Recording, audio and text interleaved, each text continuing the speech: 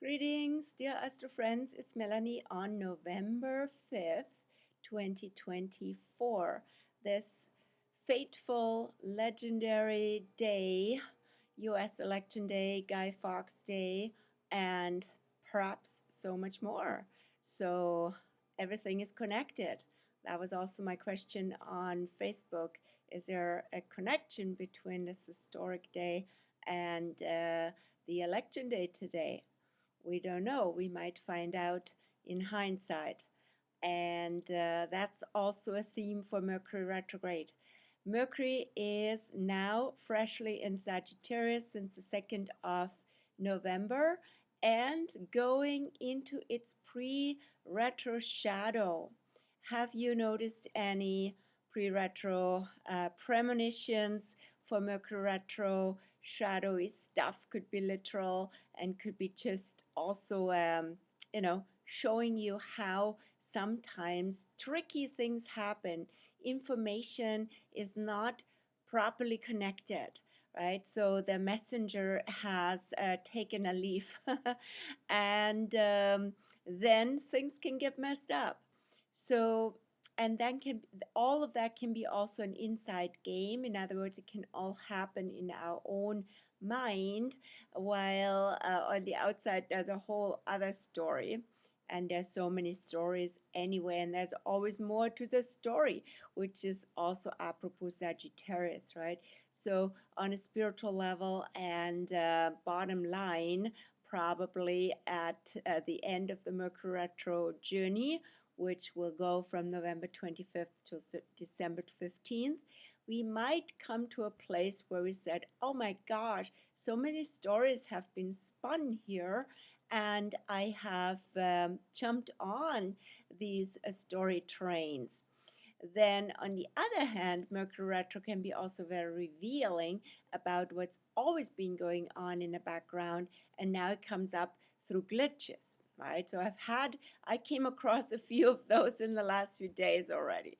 I'm not going into details because it also is, pertains to some sensitive information. Let's put it that way. And and it was really important to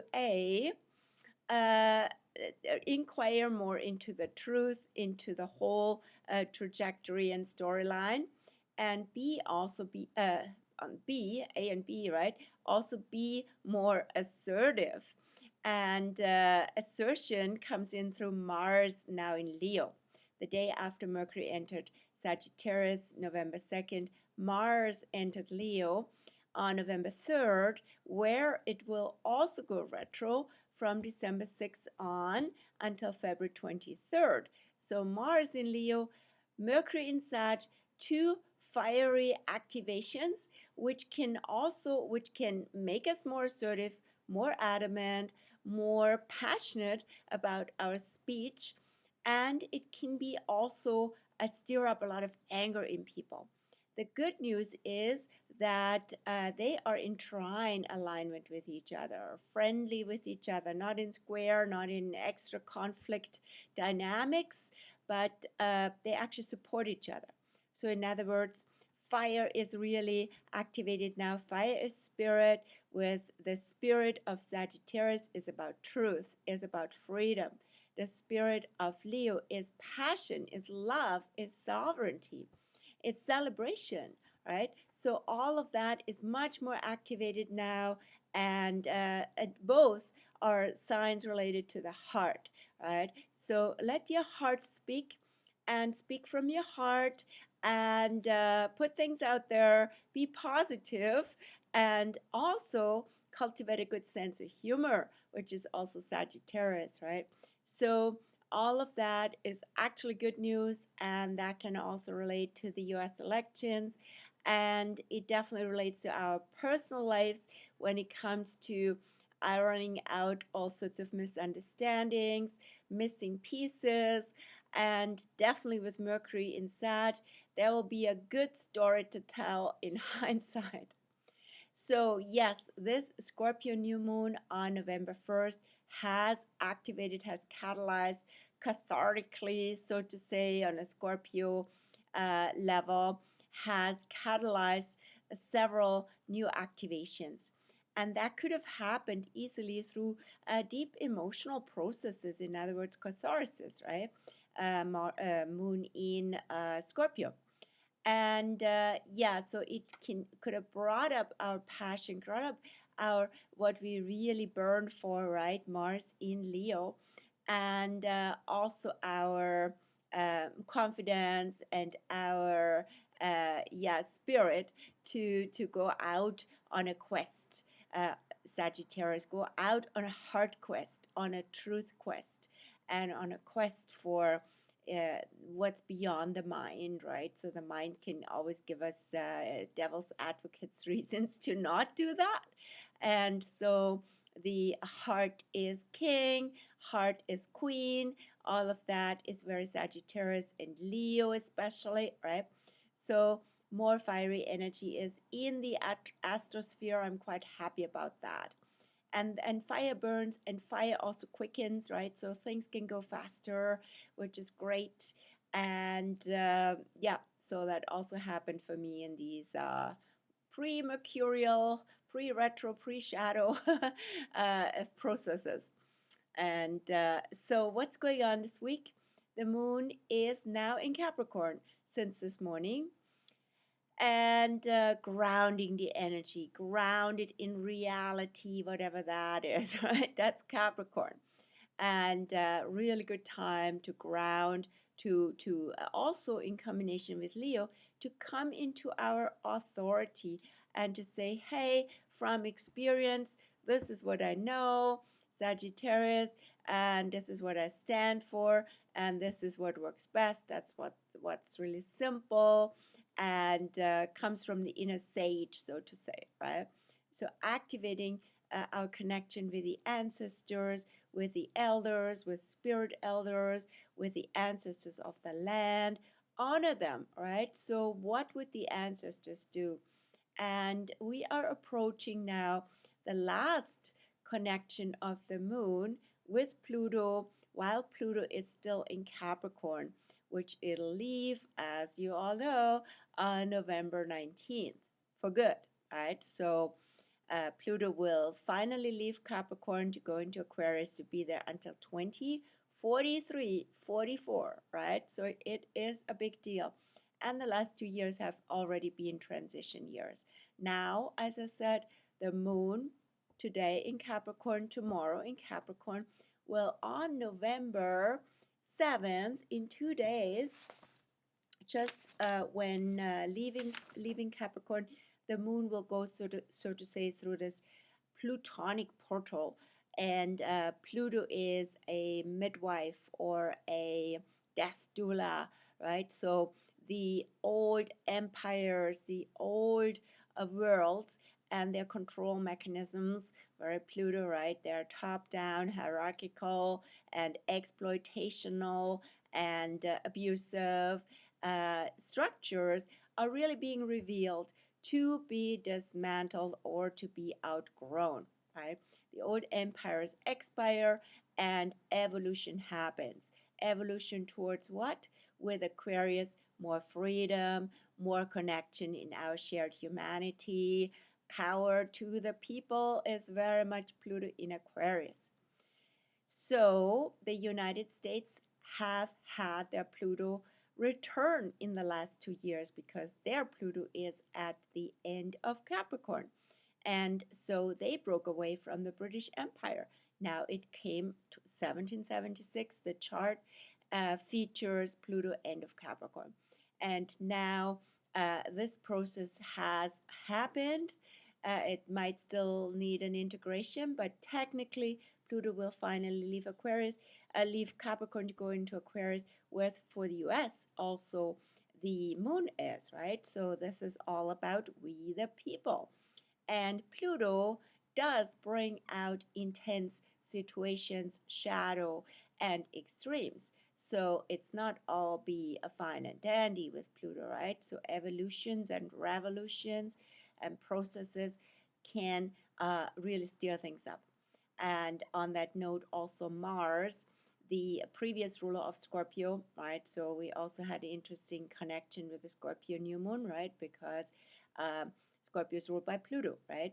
But Scorpio used to be ruled by Mars, and Mars has opposed Pluto as just before it entered Leo. Mars at the very end of Cancer opposed Pluto at the very end of Capricorn.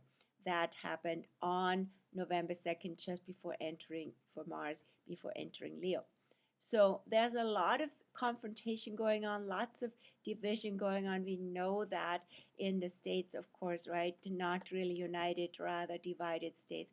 What unites the United States again, and what is really super important to come back to the core, the essence, the soul of the country, perhaps the Constitution being very much a Pluto in Capricorn feature, right? So what does the Constitution mean at this point, and why is it so important to come back to the spirit of the Constitution? And now Pluto goes into Aquarius. Then, yeah, so this week, as I said, in 2 days, the moon passes Pluto for the last time. It did that every single month since Pluto has been in Capricorn since 2008, right? So this is a big deal, right? So this is also, we are emotionally also coming out or coming through a big process that is very concentrated in and symbolically and literally this week, right? And that can affect all of us, not just our American friends, right? And it can have to do with your own affiliation, so to say, with the old empire, your own association with these structures that are really not sustainable and don't work anymore for the future. So could be a personal process, and it's all about empowerment. It's all about coming to our core, to our essence, to what is always there and is indestructible and inalienable. So Mars, yes, Mars in Leo. Mars will go retro December 6th till February 23rd. And so Mars is moving relatively slowly now because it comes into this U-turn, turnaround mode from mid-November on easily. And yeah, and through to mid-December easily, if not end of December. So there is also some Mars is a big focal point, right? So Mars in Leo especially. Again, the passion, the heart energy, and also warrior energy, right? So this could also unleash with the combination of Mercury retro from November 25th on and Mars retro from December 6th on. They're both retro until December 15th when Mercury goes out of retro. This could unleash like an army of tricksters. That's just one expression, right? There's always a whole range of expressions of these archetypes. That's why I can only use examples and metaphors and abstractions sometimes, right? And in real life, they are sometimes like something I couldn't even think of. Typically, it is like that, right? But it fits, right? And the whole point would be for us to understand what's going on, to recognize the archetypes, and then to elevate the experience, to go to a better expression, to a higher vibration and frequency, if you will, right? And a more positive expression of these archetypes. And that's the big benefit of astrology, one of many. Now, yes, what's also going on this week is on November 9th, Venus at the very end of Sagittarius. Venus will go into Capricorn on November 11th, on 11/11, this magical day, and Veterans Day too. Very apropos Capricorn, right? So Venus on November 9th at the very end of Sag, which is where the galactic center is from Earth perspective, the center of our Milky Way galaxy. And that is, if you go from end of Sagittarius, especially 26 to 28 degrees, you project that out into the galaxy, we reach the heart of the Milky Way galaxy, the galactic center.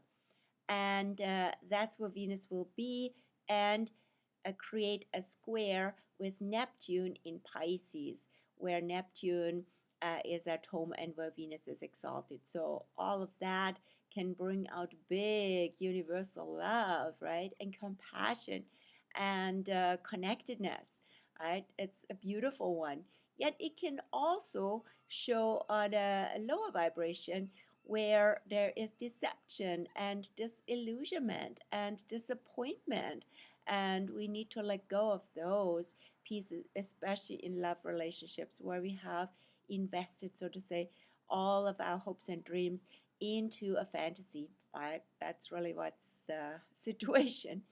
And so it's about letting go and letting God.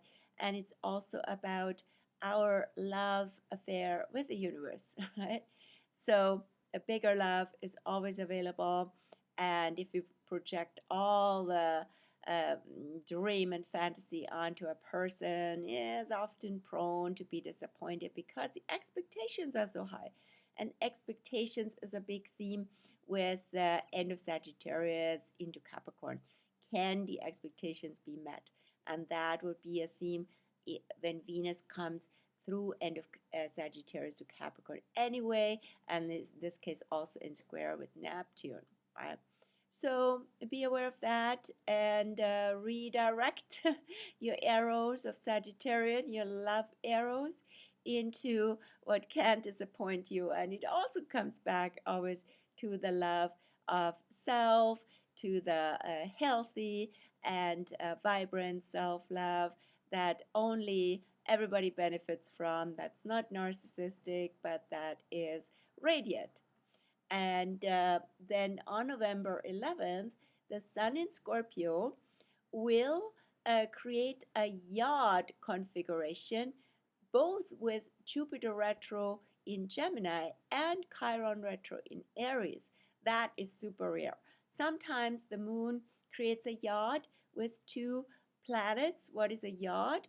A yod is configuration that consists out of two quincunxes, two 5-sign apart alignments.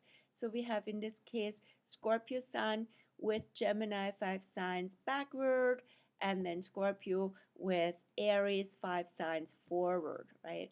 So and the Sun is basically, it's like a long triangle, right? If you can picture it as a geometric figure. And then the Sun is the apex of that in this case, right? This is the direction we need to go.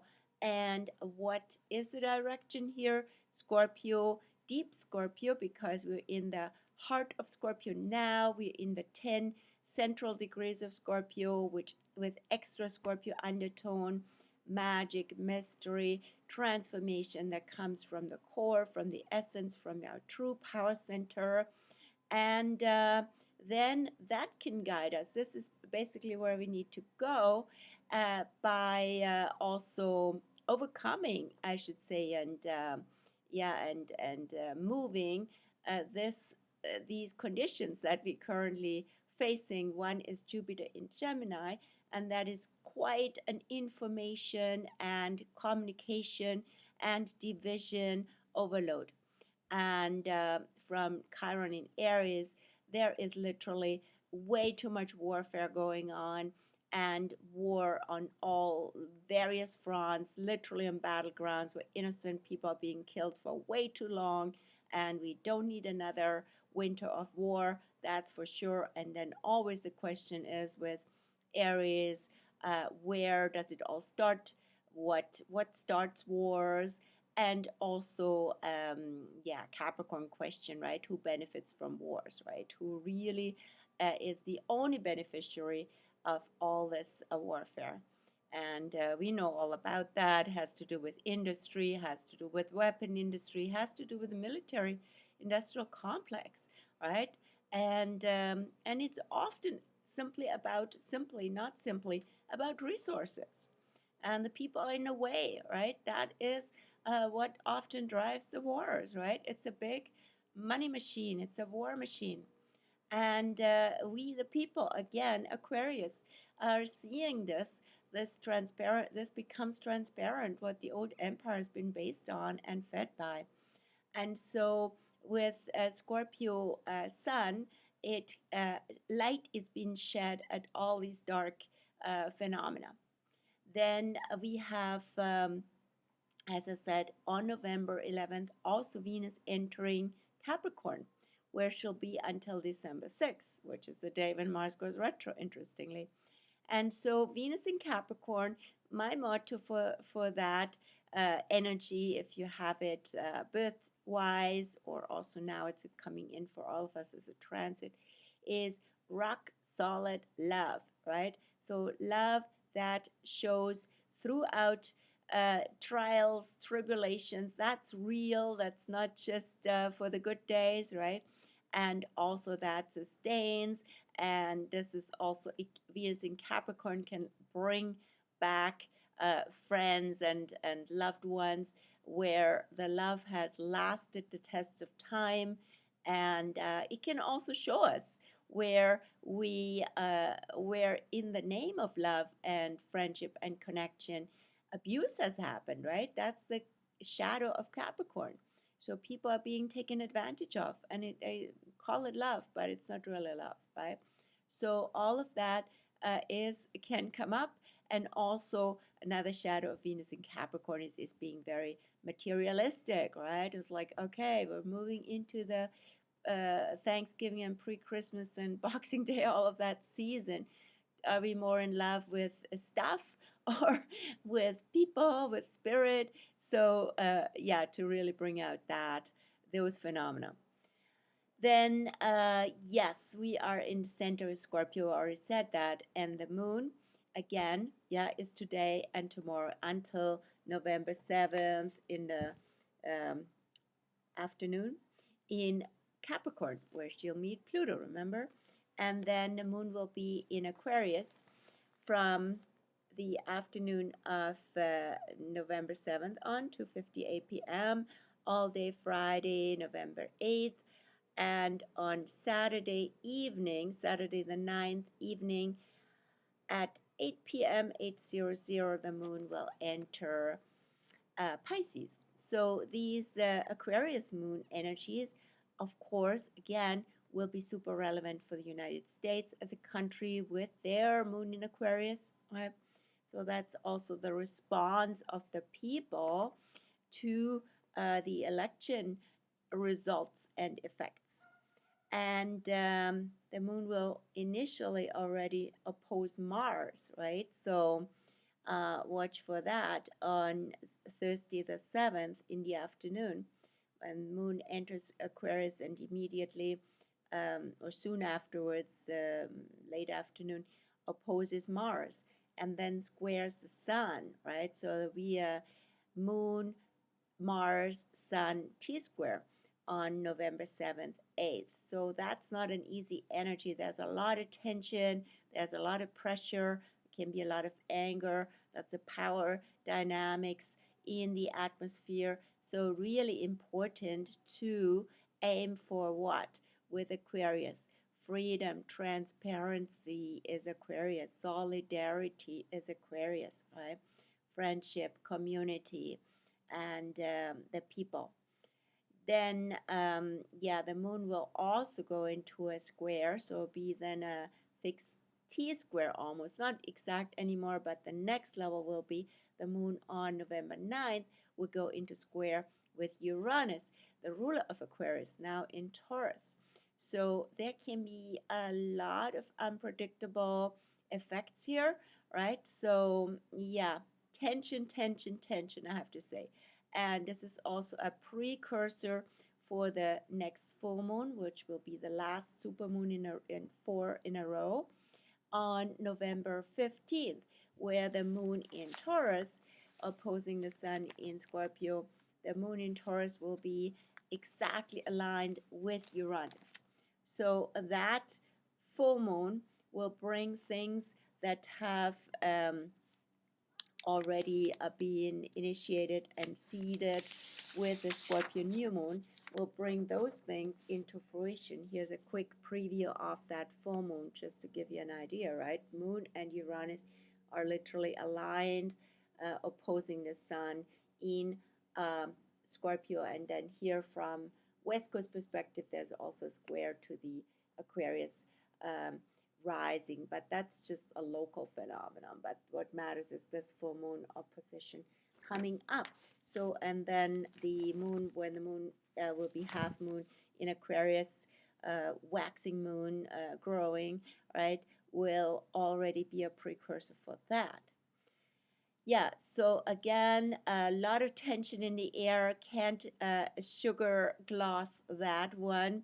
Definitely a turbulent time.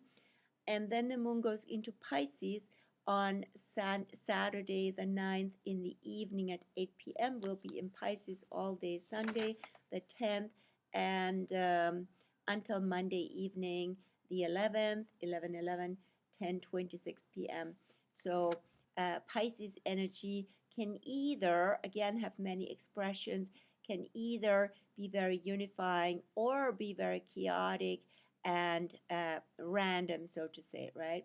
But ideally, from the Aquarius Pisces connection, transition, and cusp, there is a coherence. There's a connection, so a connection with community, connection with people.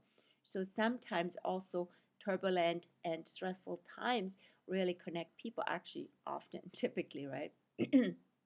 So, yeah, and so the moon will in Pisces on Sunday the 10th in the evening pass the portal of Saturn, which is in Pisces, and on November 11th pass Neptune in the evening as well. So Sunday, Monday are very Piscean with Moon, Saturn, Neptune, right? And so it's also that will be another precursor of what's to come next year, 2025, with the Saturn-Neptune conjunction. They will go conjunct just out of Pisces on the first degrees of Aries, and twice, in fact, 2025, 2026. And so, yeah, so we are also seeing how all is connected and all is coming down now. All is not just one in a spiritual level, all is on very different, various levels, on all sorts of levels.